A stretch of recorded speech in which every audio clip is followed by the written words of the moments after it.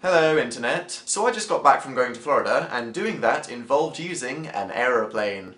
Now I know what you're thinking. Dan, was your airport experience really entertaining enough to make a whole video about? Apparently. So to begin with, I know a million people have probably already talked about this, but if you didn't know, to get into the US you need to fill out one of these. An ESTA form. And it asks you a couple of weird questions. For instance, it literally asks, are you a Nazi? Now don't get me wrong, but you'd have to be a pretty stupid Nazi to be caught by that. Sir, you said yes to the Nazi question. Uh-oh, you caught me.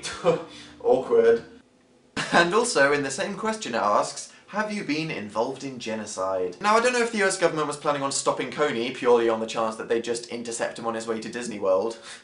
Well, I suppose that's a good place to pick up kids. Wait! Did he just say that? Joking. Anyway. Now, if you've never experienced it, I honestly think that going through US passport control is one of the most terrifying things you can experience, because, like, it's one of those situations where you feel really guilty that you've done something, even though you know you haven't. Probably. But for me, when I get there, it can go one of two ways. Number one, even though I have no reason to be, I'll be terrified that I'll say something wrong. Hey, what do you want from me? And how are you today? Fine, absolutely fine. Yeah, and normal, just normal. You know, just not doing bad things or illegal stuff. Okay.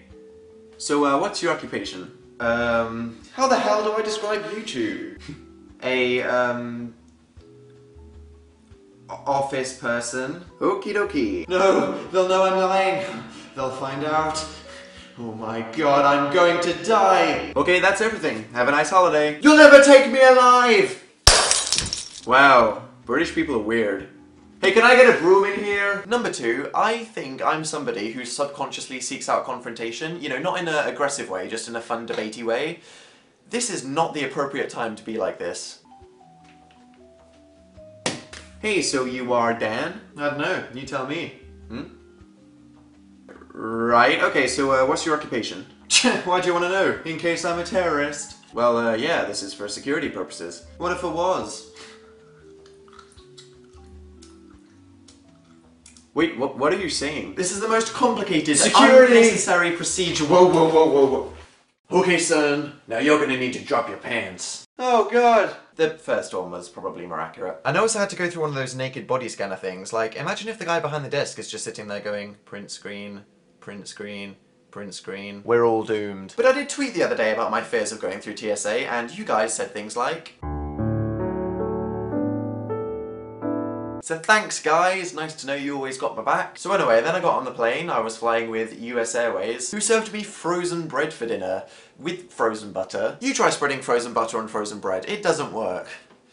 So that was fun. But none of this is anything compared to what happened when I got to Orlando. So me and my friend Phil, who I was travelling with, went to baggage claim, and he got his suitcase pretty much straight away, but then we couldn't find mine. So we were waiting, and then he thought that he spotted one that looked like mine, but then when we went up to it, we saw that there was some big walking stick taped to it, so we were like, oh, well, you know, obviously that isn't my one.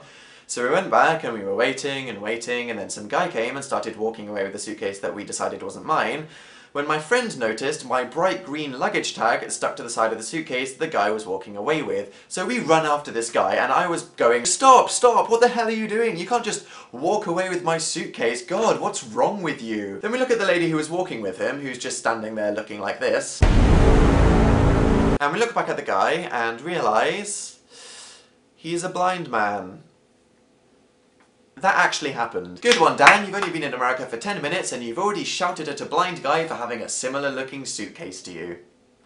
So there we go. I hope you've once again enjoyed laughing at my misfortune. I mean, the comments on my last video were absolutely hilarious, so if you guys have got any funny airport stories, then please tell me in the comments. And yeah, I think what we're learning from this YouTube journey that we're going on together is that whenever you watch one of my videos, you should basically sit down with a notepad, write down everything I say, and then do none of those things. So in conclusion, I would rather be anally sodomized by a cactus than fly with US Airways again, and if you go to an airport, try to behave. TTFN, guys.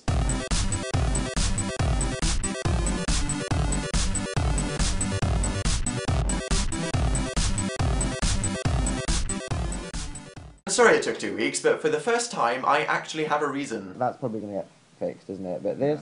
Oh. Yeah, well, yeah. Rest in peace, laptop. And also, hey to all the people that I met at Playlist Live in Florida. You guys were so awesome, seriously, and I made a bunch of new friends, and I got to hang out with loads of cool American YouTubers, which, you know, it really just inspired me to make the most of this YouTube thing, so I will. Thanks, guys.